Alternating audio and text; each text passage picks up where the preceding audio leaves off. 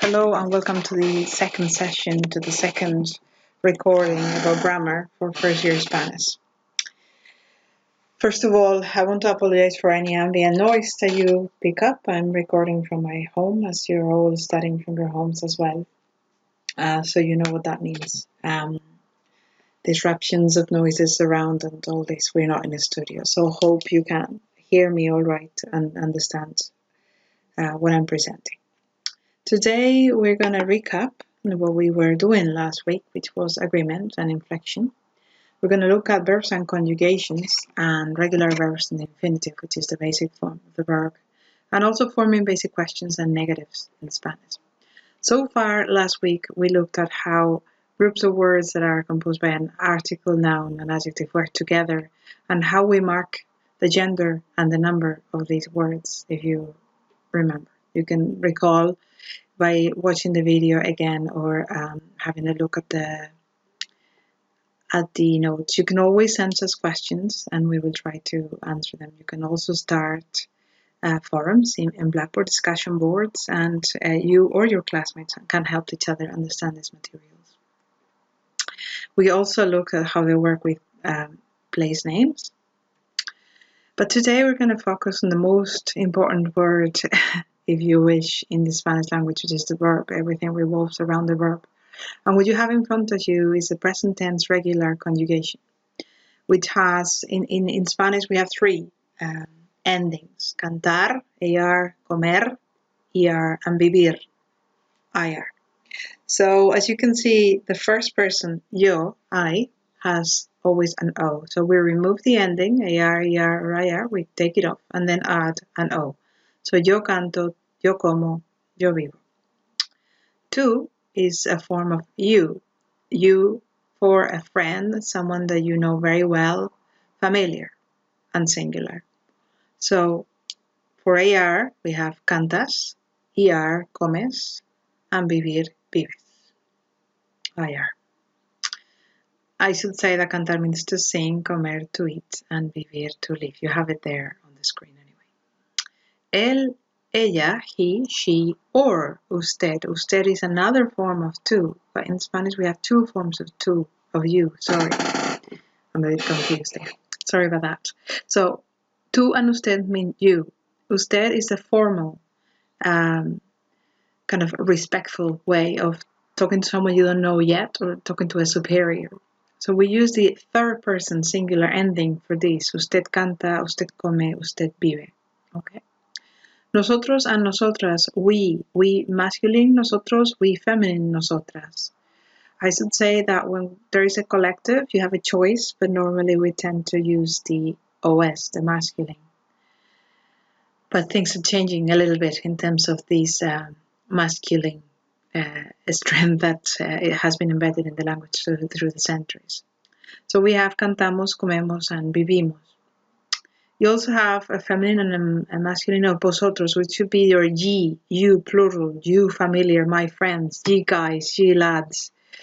Cantáis, coméis, and vivís. They're a little bit difficult to pronounce, those two vowels together, so it makes sense. Try to make sure that you remember how to do it. Cantáis, coméis, vivís. And look at the little fada, the little accent on top of the vowel there. In Spanish, we only have a forward accent, so it's good to get familiar to how to type those in your computers.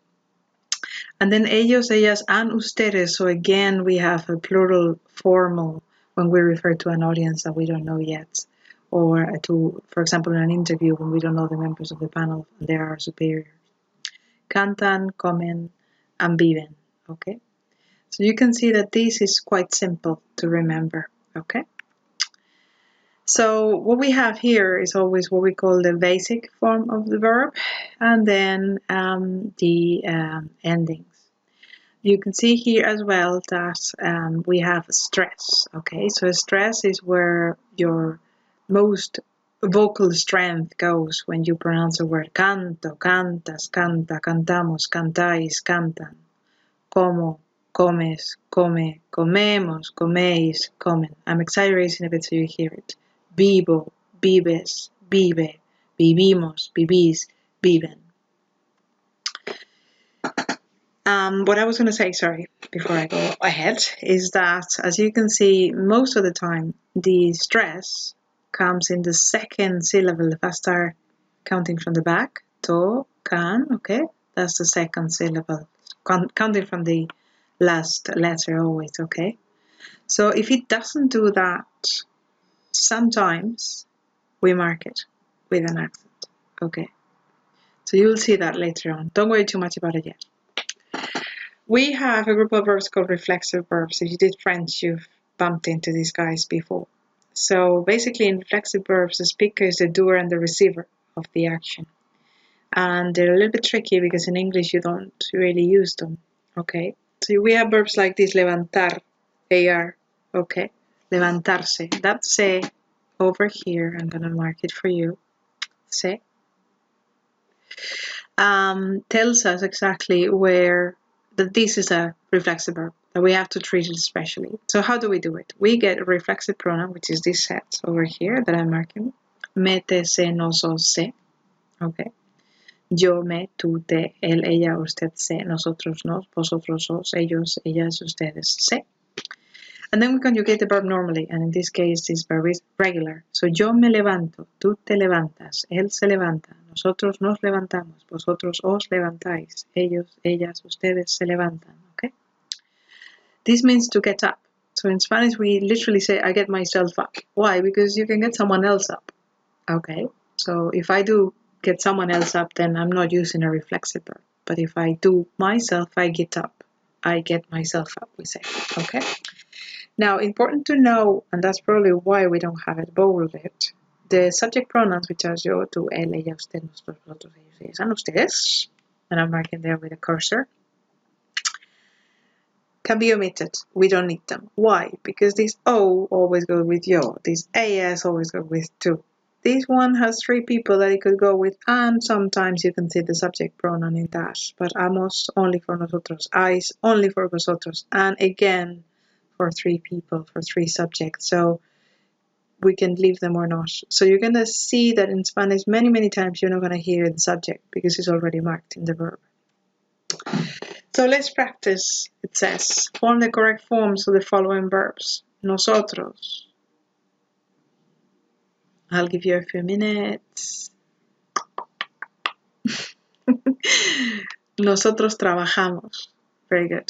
If you want, you can stop the video here, try to do it, and then check the answers. I'm going to read the answers straight away. So stop the video here, do it on your own, and then check the answers.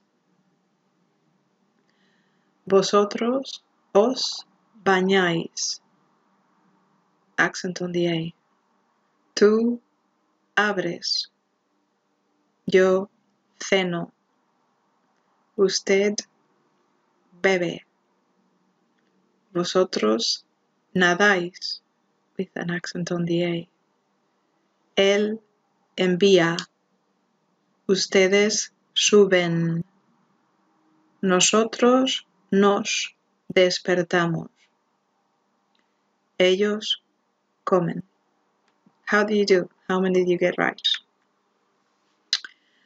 Let's go ahead with another verb today, the verb tener, which is sort of irregular. The verb tener means to have, but very careful because it doesn't really work sometimes when we translate it into English in many, many expressions. So yo tengo, tú tienes, él tiene, ella tiene, usted tiene, nosotros tenemos, vosotros tenéis, ellos tienen, ellas tienen, ustedes tienen. Okay? Careful with the spelling as well. It's one of the most frequent irregular verbs in Spanish. Why? Because it indicates possession, but it also talks about age and other expressions of feelings, such as tengo una casa en Madrid, I have a house in Madrid. Javier tiene 22 años. Javier is, you say in English, 22 years old. Additionally, we used to express different feelings or emotions like tener hambre, tengo hambre, I am hungry. ¿Tienes sed? Are you thirsty? Tienen mucho sueño. They're very sleepy. Qué frío tengo. How cold I am. Qué calor tengo. How hot I am. So, How do we form questions and negatives? In Spanish, it's probably one of the easiest languages to form questions and negatives because a negative is simply formed by adding a no in front of the conjugated verb. So yo no canto muy bien or no canto muy bien is your I can't sing very well, I don't sing very well. Questions many times are just formed with intonation. ¿Canta Juanita bien? Or Juanita canta bien? So we can put the subject after. Does Juanita sing well? Or just leave it in front. Does Juanita sing well? In English, you don't have that freedom to move the subject wherever you want. In Spanish, you do. We just mark it with intonation. So make sure that you start practicing how to sing those questions, how to use the intonation that we use in Spanish. ¿Dónde comes normalmente? ¿Aquí en la facultad o en casa? Where do you eat normally? Here, at school, at college, in college, or at home? Marta y yo comemos en el restaurante. Marta and I eat at the restaurant. ¿Vive tu novio o tu novia en Galway? Does your boyfriend or girlfriend live in Galway? No. No vive en Galway. Vive en Cork. So pay attention to that last one. This no is your English no, and this is your doesn't. He doesn't live in Galway, okay? He lives in Cork. So let's consolidate. Review or revise basic formation of regular verbs and the different endings they require. Make sure that you're comfortable with the concepts of infinitive, conjugation, etc. Know the uses of the subject pronoun. Be careful with the tú and usted and vosotros and ustedes. Know how to form questions and basic negative expressions, and please practice, practice, and practice. And how do you practice? Well, you practice with the Spanish verb tenses book that you have in the Hardiman library, okay? It's online and it's free.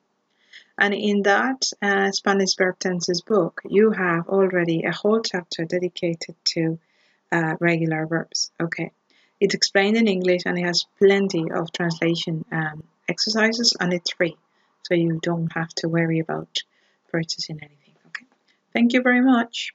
Bye.